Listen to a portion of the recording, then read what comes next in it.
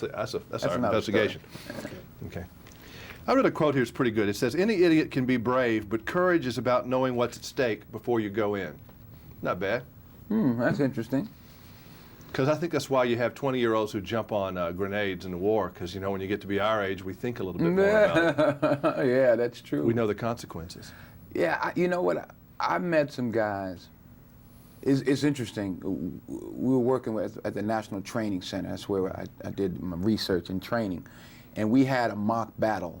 Well, at the National Training Center, armored cavalry units or units from all over the country come there to fight against what they call Op 4, which is the opposing forces. They're based there. I mean, there's 2, 3, 4, 5,000 men, many pieces of machinery, jets, everything going on. I mean, it's everything but people dying. I mean, it's serious business. Some soldiers respond to pressure. Some soldiers don't.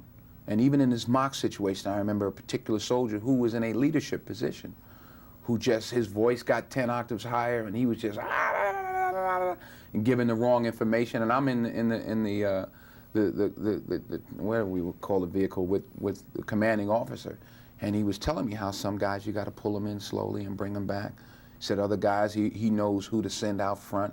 Not that this, and then one soldier in particular, who was like a man's man, and he wasn't an idiot, he wasn't a fool, but he was a soldier. I mean, this guy liked to fight. He wanted to be the one out front, and the more serious it got, the cooler he got. And some people are like that. It's just an interesting dynamic, you know, when it comes to war. This movie has a lot of what I call ambition. I mean, it's just a class thing from the first second to the last second.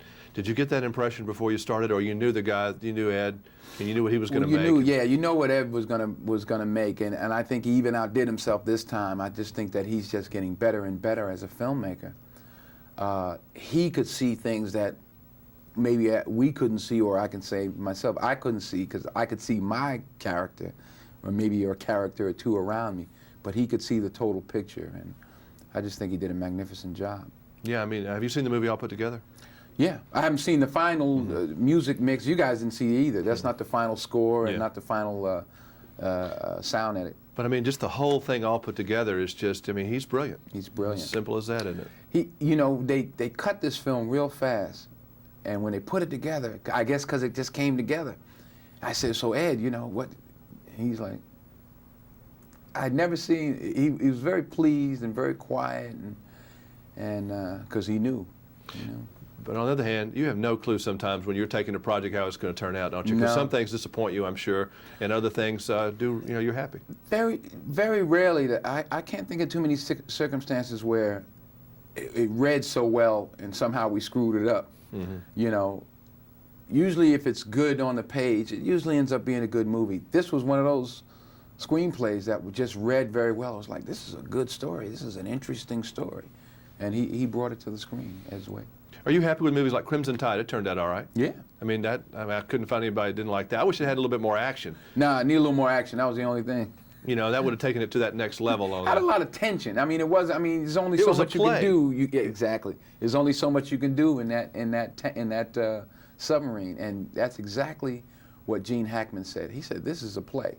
This is our stage, and we're going to play out this." That movie could have been on Broadway. It could have. It could. It ain't too late. Disney does that, actually. They make movies first, and then they take them to Broadway. Because you guys are just in each other's face, you know, in that very tight surroundings on that. But then you got a movie like Virtuosity. I mean, what, you know, that was just something you wanted to try, and you don't know where it was going? Not knowing where it's going, you know, my son wanted me to do that.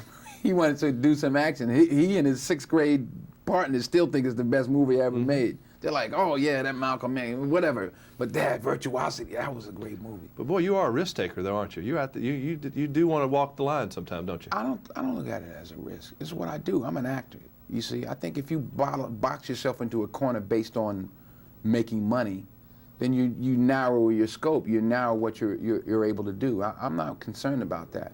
I'm going to do parts that I want to do, new challenges. You know, I went from Malcolm X to Much Ado About Nothing. I mean, we made no money. It cost me money to go make that movie.